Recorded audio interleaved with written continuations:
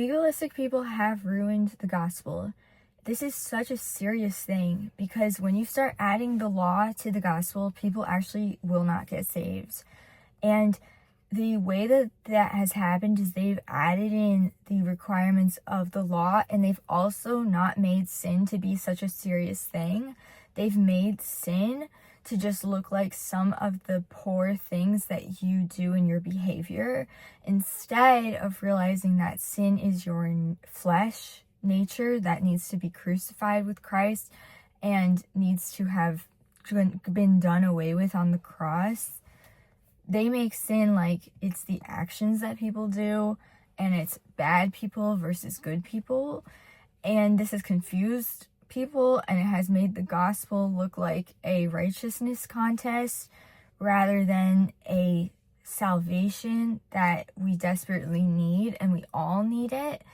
And people say like, oh, you need Jesus, and they don't even have Jesus themselves because they've made it into like a joke and like a meme that only some people whose like life is falling apart should get saved, but like they're fine because their life is like looking good and it's looking pretty awesome. And so this legalism and self-righteousness and putting Pharisees, it is the way to get the gospel watered down, really. And I thought it was the other way around for a long time when I was a legalistic Christian because I'd look at everything and I'd be like, wow, everyone is just doing so like many sins every day. Like, look at this. Like, oh my gosh.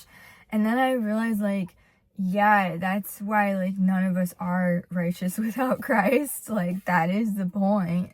And that's like the point. And then, like, that was a good realization because I stopped being so works-based, legalistic. And the thing is, if the gospel is to be taught, it has to be shown that you don't only just break all the 10 commandments every single day, but you fall short of the glory of God. And in order to be reunited with God, you have to believe that Jesus Christ is the only one who ever lived a perfect life, that it's not you, it's not your pastor, it's not your friends, it's not your family. It's just Jesus Christ who lived a perfect life and then went on the cross and gave his life as an atonement for your entire sin nature. And it's just faith. It's just somebody who can't move any part of their body can also believe the gospel. Somebody who is mentally ill can believe the gospel. Somebody who is, they don't understand complex topics, they can believe the gospel because it's just so simple. It's just Jesus died for you. You now have Jesus because you believe in it.